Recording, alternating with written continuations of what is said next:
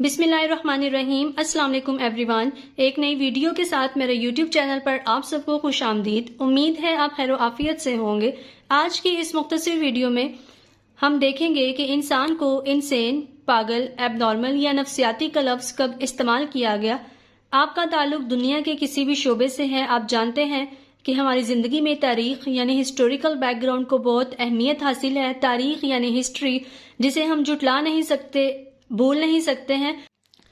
अगर आप साइकोलॉजी के स्टूडेंट हैं या नफ्सियात के बारे में कुछ दिलचस्पी रखते हैं तो आप जानते होंगे कि इस वक्त जो सबसे बड़ी साइकोलॉजिकल या साइकेट्रिक एसोसिएशन है दुनिया की, that is American psychological association and American psychiatric association, जिनकी code of ethics, trainings, researches, medications, client dealing therapies को पूरी दुनिया में तस्लीम किया जाता है, माना जाता है। ये बात स्टार्ट होती है अमेरिका की इंडिपेंडेंस से। अमेरिका दुनिया का एक वाहिद ऐसा मुल्क है जिसने दुनिया के बाकी ममालिक से बहुत देर पहले आज़ादी हासिल की, यानी 1776 में अमेरिका को एक इंडिपेंडेंट स्टेट डिक्लेयर किया गया। 1776 में आज़ादी हासिल करने के बाद 1840 में 1840 में जाके अमेरिका को ख्याल आया कि क्यों ना हम अपने मुल्क में, अपनी इस टेरिटरी में एक सेंसस कंडक्ट करते हैं। सेंसस यानी मर्दमशुमारी करते हैं, जिसमें हम आइडिया लगा सकें कि हमारी पॉपुलेशन कितनी है, यहाँ पे कितने अफराद रह रहे हैं। मर्दमशुमारी में बेसिकली क्या होता है कि घर घर जाकर कुछ अफराद जो हैं वो इंफॉर्मेशन लेते हैं। गवर्नमेंट के कुछ अफराद मालूमात इकट्ठी करते हैं कि जनाब इस घर में कितने लोग रह रहे हैं, मर्द हजरात कितने हैं, ख़वातीन कितनी हैं, बच्चे कितने हैं, बूढ़े अफराद कितने हैं। सो 1840 में जब सेंसस कंडक्ट करने के लिए कुछ लोग अमेरिका की टेरिटरी में गए, देखा, सेंसस शुरू किया कि यहाँ पे कितने लोग रह रहे हैं, तो जो मर्दमशुमारी करने वाले अफराद थे उन्होंने क्या किया कि हर घर में जाके मालूमात हासिल की कि यहाँ पे इतनी ख़वातीन रह रहे हैं, इतने बच्चे रह रहे हैं, इतने बूढ़े अफराद रह रहे हैं, इतने मर्द हजरात रह रहे हैं। उसमें साथ में उन्होंने ये चीज़ें भी ऐड की कि जनाब फलां की आंख नहीं है, लिख लिया कि आंख नहीं है, ही इज़ ब्लाइंड। फलां शख्स की टांग नहीं है, उस लिख लिया कि वो डिसेबल है। फलां शख्स को बुखार है, लिख लिया कि इसको बुखार है। अब ये तमाम लोग जो मर्दमशुमारी करने के लिए गए थे, इन्होंने कुछ ऐसे लोगों को भी देखा जिनको जिस्मानी तौर पे कोई मसला नहीं था, मतलब उनकी आंखें भी ठीक थी, कान भी ठीक थे, समात भी ठीक थी, हाथ पांव भी सलामत थे, लेकिन उनकी अपीयरेंस देख के इन मर्दमशुमारी करने वाले अफराद को लगा कि ये ठीक नहीं है। मतलब जो हमने पहले अफराद को देखा है जो अपनी आंखों से या कानों से या टांगों से माजूर हैं, जिन्हें समात का मसला है या दिखाई देने का कोई मसला है, उन सब की तो चीज़ें हमें समझ आ गई हैं। बट ये कुछ ऐसे अफराद हैं जो बाकी लोगों जैसे नहीं है। ये जिस्मानी तौर पर तो ठीक है, इनकी फिजिकल कोई कंप्लेंट्स नहीं है, बट ये रो रहे हैं, हंस रहे हैं, इनका देखने का अंदाज जो है वो मुख्तलिफ है। इनको देख के ऐसे लगता है कि इन्हें कोई प्रॉब्लम है, इन्हें कुछ चीज़ें दिखाई देती हैं, कुछ आवाज़ें सुनाई देती हैं, ये बिला वजह रोना स्टार्ट कर देते हैं वगैरह। इन सब चीज़ों को भी उन्होंने मेंशन कर लिया। अब ये सेंसस कंडक्ट जो अफराद कर रहे थे मर्दमशुमारी वाले, इन्होंने लिख लिया कि जनाब इस घर में, फलां घर में इतनी ख़वातीन हैं, इतने मर्द हजरात हैं, इतने बच्चे हैं,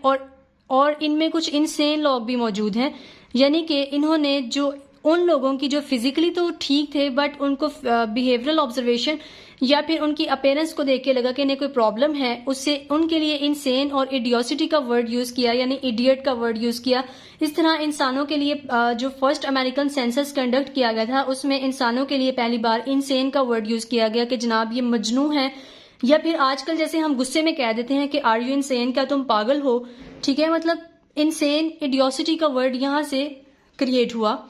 अब अमेरिकन स्टैटिस्टिकल एसोसिएशन जो कि एक एसोसिएशन थी, जब हम सेंसस कंडक्ट करते हैं, जैसे पाकिस्तान की पाकिस्तान स्टैटिस्टिक्स ब्यूरो है, जब हम कोई सेंसस कंडक्ट करते हैं तो उसका जो डाटा है वो पेश किया जाता है, एक स्टैटिस्टिकल एसोसिएशन फॉर्मुलेट होती है। 1843 में अमेरिकन स्टैटिस्टिकल एसोसिएशन ने क्या किया जनाब, हाउस ऑफ रिप्रेजेंटेटिव,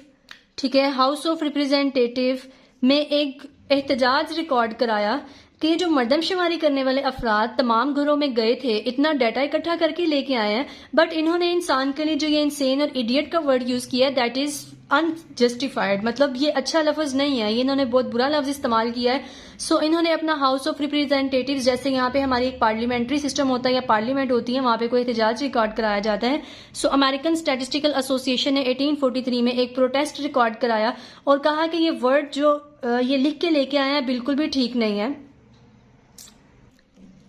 यानी सेंसस कंडक्ट करने के, मर्दमशुमारी करने के 3 साल बाद इन्हें ख्याल आया कि ये जो लफ्ज हमने इस्तेमाल किया है ये गलत है, इसकी कोई नोसोलॉजी को जाहिर नहीं करता, हमें इनके कॉज एंड इफेक्ट का नहीं पता, हमें ये तो पता है कि फलां शख्स की आंख नहीं है तो उसको क्या प्रॉब्लम है, कानों की समात का क्या मसला है, टांग नहीं है तो वो माजूर है, हमें इन चीजों का तो पता है। बट अगर हम किसी फिजिकली फिट बंदे को ये कह रहे हैं कि ये इंसेन है, इडियोसिटी है, या फिर ये नॉर्मल नहीं है, तो इसके लिए हमारे पास कोई कॉज एंड इफेक्ट, कोई रिसर्चेस, कोई नोसोलॉजी वगैरह मौजूद नहीं है। हमें इसकी प्रेवलेंस का भी नहीं पता कि ये कब और कैसे स्टार्ट हुआ, या इसको हम किस तरह से डिफाइन करेंगे। हमारे पास इन तमाम चीजों को डिफाइन करने के लिए, इनके कॉज एंड इफेक्ट को मैयर करने के लिए आज तक कोई टूल्स या फिर कोई मेजरमेंट्स जो है उस तरह से मौजूद नहीं है। सो हमें ये लफ्ज इस्तेमाल नहीं करना चाहिए। सो 1843 में जो हाउस ऑफ रिप्रेजेंटेटिव्स में एक प्रोटेस्ट रिकॉर्ड कराया गया अमेरिकन स्टैटिस्टिकल एसोसिएशन की तरफ से, उसके काफी अरसे के बाद 1892 में एक अमेरिकन साइकोलॉजिकल एसोसिएशन बनी, जिन्होंने उस सेंसस के डाटा के ऊपर काफी ज्यादा काम किया। मेनली ये था कि एक पॉपुलेशन का आइडिया लगाया जा सके कि यहाँ पे कितने लोग मौजूद हैं, इस टेरिटरी को डिफाइन किया जा सके, रिसोर्सेज को जनरेट किया जा सके और रिसर्चेज को कंडक्ट किया जा सके। सो 1840 के सेंसस में काफी डाटा जो था वो कलेक्ट कर लिया गया था, बट उस स्पेसिफिक डाटा के लिए, उस स्पेसिफिक पॉपुलेशन के लिए जिनके लिए इंसेन या इडियोसिटी का वर्ड यूज किया गया था, उसको मद्देनजर रखते हुए 1843 के बाद 1902 में अमेरिकन साइकोलॉजिकल एसोसिएशन जो है वो वजूद में आई, जिन्होंने बेसिकली उस डाटा पे काम किया। बट 1843 में जो प्रोटेस्ट रिकॉर्ड कराया गया था वो इसलिए था कि नोजोलॉजी को डिफाइन किया जा सके, कॉज एंड इफेक्ट को देखा जा सके कि आया कि ये जो बंदा हंस रहा है, रो रहा है, इसके जो गेस्टर्स या पोस्चर्स जो इतने चेंज हैं, जिसको फिजिकली भी कोई इशू नहीं है, तो उसकी कॉज एंड इफेक्ट क्या है, उसकी प्रेवलेंस क्या है, इन सब चीजों को डिफाइन किया जा सके। ये 1843 के प्रोटेस्ट की बात है। सो अमेरिकन साइकोलॉजिकल एसोसिएशन 1892 में बनी और अमेरिकन साइकेट्रिक एसोसिएशन 1921 में वजूद में आई ताकि वो नोजोलॉजी को डिफाइन कर सकें। और अमेरिकन साइकोलॉजिकल एसोसिएशन जो कि उस सेंसस में कलेक्ट किए गए डाटा के ऊपर और उस स्पेसिफिक पॉपुलेशन जिसके लिए इंसेन या इडियोसिटी का वर्ड यूज किया गया था उनके लिए कुछ कर सकें। सो वर्ल्ड वार 2 1939 से 1945 के दरमियान का जो पीरियड है उसमें साइकोलॉजी को वो उससे साइकोलॉजी का एक गोल्डन पीरियड भी कहा जाता है, बिकॉज 1943 के बाद साइकोलॉजी को एक सोशल साइंस की हैसियत से या फिर पूरी दुनिया में एक्सेप्ट किया गया, उसके इम्पोर्टेंस को देखा गया। बिकॉज 1939 से 45 के दरमियान की जो वर्ल्ड वार 2 थी, जंग अजीम 2, जिसमें जर्मन लोग वजूद में आए, पावर में आए और उन्होंने पूरी दुनिया में जितनी भी तबाही हुई, वर्ल्ड वार 2 की डिस्ट्रक्शंस, जैसा कि आप जानते हैं हिरोशिमा नागासाकी का इंसिडेंट पेश आया। सो जो ये एपीए साइकोलॉजिकल एसोसिएशन और साइकेट्रिक एसोसिएशन थी, इन्हें मजीद रिसर्चेस करने का मौका मिला, मजीद चीजों को डिफाइन करने का मौका मिला और खास तौर पे ह्यूमन साइकी को देखा गया कि आया कि इन तमाम डिस्ट्रक्शंस की वजह से ह्यूमन साइकोलॉजी पे क्या इफेक्ट आ रहे हैं, उनकी नफ्सियात या जहन किस तरह से मुतासिर हो रहे हैं। इन तमाम चीज़ों को जो है वो अमेरिकन साइकोलॉजिकल और साइकेट्रिक एसोसिएशन ने बहुत गौर से देखा, इन डेप्थ देखा, फैक्टर्स को डिफाइन किया कि किस तरह इन्वायरमेंटल फैक्टर्स की वजह से इंसान जो है वो मुख्तलिफ अमराज का शिकार हो सकता है, जिसमें जहनी और नफ्सियाती दोनों मसाइल शामिल हैं।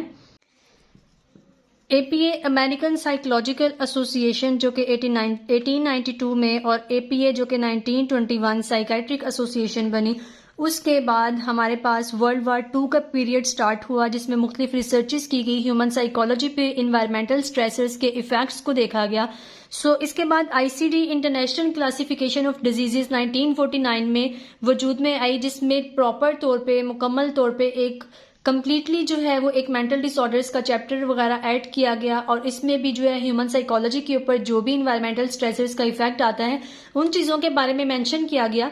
इसके बाद DSM-1 diagnostic and statistical manual of mental disorders, DSM-1 जो कि पहली बार 1952 में पब्लिश हुआ। DSM-1 एक ऐसा मैनुअल है जिसमें साइकेट्रिक प्रॉब्लम्स के बारे में बहुत इन डेप्थ, इन डिटेल लिखा गया है कि इसमें कौन कौन से डिसऑर्डर्स शामिल हैं, किस तरह से इनको ट्रीट किया जाता है, इसकी प्रेवलेंस क्या है, डेवलपमेंट एंड कोर्स किस तरह से स्टार्ट होता है, इसके डिफरेंशियल डायग्नोसिस क्या होते हैं, रिस्क एंड प्रोग्नोस्टिक फैक्टर्स क्या होते हैं, प्रेवलेंस क्या है, मतलब इसमें each and every factor about human psychology को इन डिटेल डिफाइन किया गया, जिसमें उसको साइकोलॉजिकली और साइकाइट्रिक मेडिकली दोनों तरह से देखा गया। उसके बाद हमारे पास कोड ऑफ एथिक्स 1953 में एपीए अमेरिकन साइकोलॉजिकल एसोसिएशन की तरफ से आए कि जनाब आपने अब जिस भी क्लाइंट को डील करना है या फील्ड में जिस तरह से काम करना है, उसके लिए जरूरी है कि आप कुछ एथिकल स्टैंडर्ड्स, कुछ एथिकल कंसिडरेशंस को फॉलो करें। एपीए के जो एथिकल स्टैंडर्ड्स हैं उसका मतलब ये था कि पूरी दुनिया उन स्टैंडर्ड्स को फॉलो करे, यानी पूरी दुनिया में इस वक्त जितने भी साइकोलॉजिस्ट या साइकाइट्रिस्ट हैं वो सब एक कुछ एथिकल कंसिडरेशंस पर चलें। ऐसा नहीं है कि अपनी मर्जी से क्लाइंट्स को डील करना शुरू कर दें, अपनी मर्जी से जो है वो कोई भी वर्ड इस्तेमाल कर दें, किसी भी नॉर्मल पर्सन को आप एबनॉर्मल लेबलाइज कर दें या डिफाइन कर दें या डायग्नोज कर दें। सो उसके लिए कुछ ethical considerations like beneficence and non maleficence, justice, integrity, respect for peoples rights and dignity, client की प्राइवेसी एंड कॉन्फिडेंशियलिटी, उनकी थेराप्यूटिक स्टैंडर्ड्स, उनकी असेसमेंट, इवैल्यूएशंस, डायग्नोसिस मेकिंग, हर चीज को मुकम्मल तौर पे डिफाइन किया गया और 1953 में कुछ एथिकल स्टैंडर्ड्स पब्लिश किए गए, जिसमें अब तक मुकम्मल काफी बार जो है वो रिवीजन्स भी की जा चुकी हैं, बिकॉज एपीए वालों को लगता है, यानी अमेरिकन साइकोलॉजिकल और साइकाइट्रिक एसोसिएशन वालों को लगता है कि जब तक इंसान जिंदा है, जब कुछ एडवांसमेंट्स आती हैं दुनिया में, जैसे टेक्नोलॉजिकल एडवांसमेंट है या फिर दुनिया में जो भी इराज चेंज होते हैं इन्वायरमेंटल फैक्टर्स की वजह से या फिर इन्वायरमेंटल स्ट्रेसर्स की वजह से या फिर इन्वायरमेंटल चेंज की वजह से ह्यूमन साइकोलॉजी पे काफी असरात मुरतब होते हैं। सो उन सब को डिफाइन करने के लिए जो है वो हर 3, 4, 5, 10 सालों के बाद कुछ ना कुछ मैनुअल्स जो है वो डिफाइन होते रहते हैं। पहला डीएसएम यानी diagnostic and statistical manual of mental disorder, जो कि हमारे पास 1952 में पब्लिश हुआ। अब तक हमारे पास डीएसएम 1, 2 से लेकर 5 तक जो है वो आ चुके हैं, ठीक है, जिसमें मेंटल डिसऑर्डर्स को बहुत ब्रीफली डिफाइन किया गया है, बहुत in detail with researches define किया गया है। सो आज के इस वीडियो में आपको यही बताने का मकसद था कि इंसान के लिए इंसान का वर्ड कब और क्यों यूज किया गया और क्या वजह है कि आज तक जितने भी नफ्सियात की डिग्री करने वाले लोग हैं, नफ्सियात के या साइकोलॉजी के जो स्टूडेंट्स हैं या इवन के नफ्सियाती मरीजों का इलाज करने के लिए जो साइकोलॉजिस्ट या साइकेट्रिस्ट मौजूद हैं, उनके लिए भी ये वर्ड यूज किया जाता है कि ये पागल हैं या फिर ये खुद पढ़ के पागल हो जाते हैं, ये पागल मरीजों का इलाज करते हैं, ठीक है, क्योंकि जो हिस्ट्री की रूट्स होती हैं वो बहुत डीप होती हैं और वो हमारे साथ जो है वो आखिर तक चलती हैं। सो इंसान को अब जो है मॉडर्न हिस्ट्री में, मॉडर्न वर्ल्ड में एबनॉर्मल और नॉर्मल को डिफाइन किया गया है डीएसएम्स के अंदर। जितने भी हमारे पास मैनुअल्स आए हैं उसमें नॉर्मल और एबनॉर्मल दोनों की डेफिनेशंस मौजूद हैं। उम्मीद है आज के इस मुख्तसर वीडियो में आपको कुछ मालूमात हासिल हुई होंगी। अगली वीडियो तक के लिए दीजिए इजाजत, तब तक के लिए अल्लाह हाफिज।